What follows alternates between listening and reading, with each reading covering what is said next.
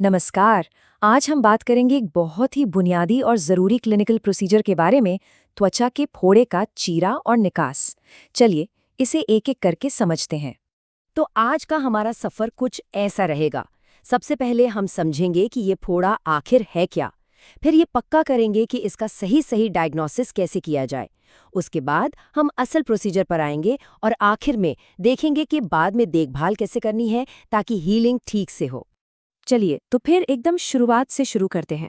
आखिर ये त्वचा का फोड़ा यानी स्किन एब्सेस होता क्या है? देखिए, बहुत ही सीधे सादे शब्दों में कहें तो फोड़ा हमारी त्वचा के ठीक नीचे मवाद यानी पस का एक जमाव है। ये एक तरह की थैली बन जाती है जो इन्फेक्शन की वजह से बनती है, आमतौर पर त्वचा की गहरी परतों में, जिन्हें डर्मिस या सबक्यूटेनियस स्पेस कहते हैं। अब सवाल ये है कि ये होता क्यों है? वैसे तो ये किसी को भी हो सकता है, पर कुछ चीजें हैं जो इसका खतरा बढ़ा देती हैं, जैसे कि त्वचा पर कोई मामूली चोट, सूजन, या फिर अगर किसी की इम्यूनिटी कमजोर है। मोटापा भी एक वजह हो सकता है। तो इस सारी कहानी का विलन कौन है? ज्यादातर मामलों में वो एक बैक्टीरिया होता है जिसका नाम है स्टेफिलोकोकस ऑरियस। मजे की बात यह है कि ये बैक्टीरिया अक्सर हमारी त्वचा पर ही मौजूद होता है, बिना कोई नुकसान पहुंचाए। पर जैसे ही उसे मौका मिलता है, वो ये इन्फेक्शन पैदा कर देता है। ठीक है, तो हमें पता चल गया कि फोड़ा क्या है। अब अगला और बहुत जरूरी कदम है, पक्का कैसे करें कि ये फोड़ा ही है।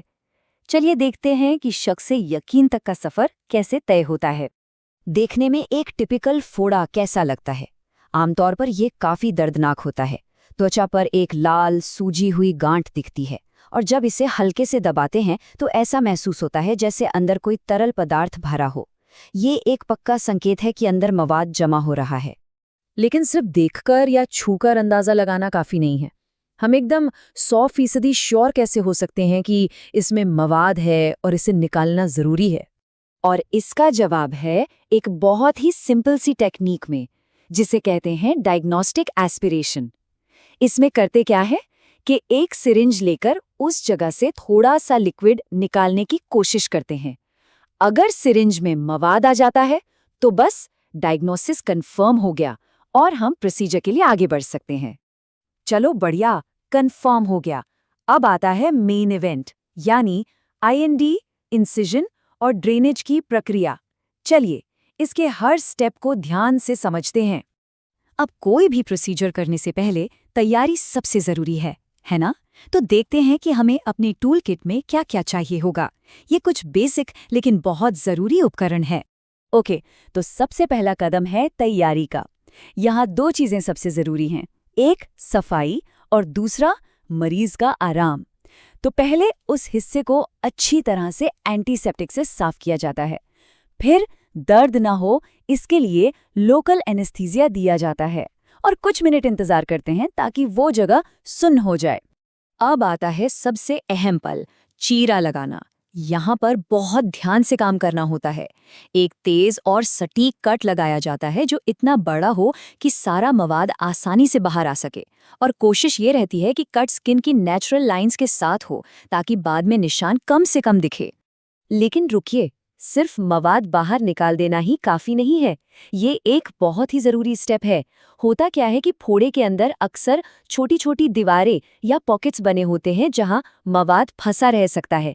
इसलिए एक फोर्सेप्स की मदद से इन दीवारों को धीरे धीरे तोड़ा जाता है ताकि कैविटी पूरी तरह से खाली हो जाए। ठीक है, तो अब कैविटी पूरी तरह से खाली हो चुकी है। अब बारी है सफाई और पैकिंग की। कैविटी को सलाइन वाटर से अच्छी तरह से धोया जाता है।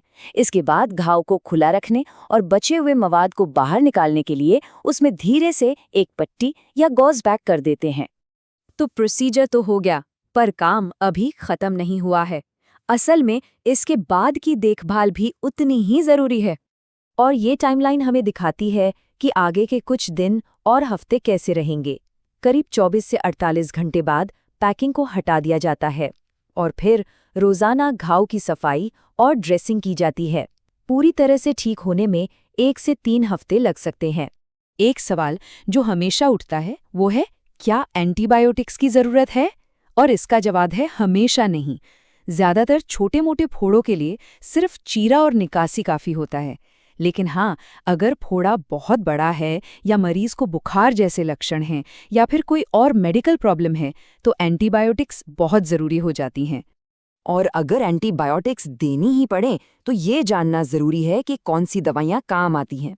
ये टेबल कुछ कॉमन ऑप्शन और उनकी डोज दिखाती है जो आमतौर पर दी जाती हैं। तो देखा आपने, एक बहुत ही आम सी समस्या के लिए एक बहुत ही ज़रूरी प्रक्रिया। इससे ये भी पता चलता है कि कुछ बेसिक बेडसाइड स्किल्स कितनी ज़रूरी होती हैं। ये सोचने वाली बात है कि ऐसी और कौन-कौन सी स्किल्स हैं जो इतनी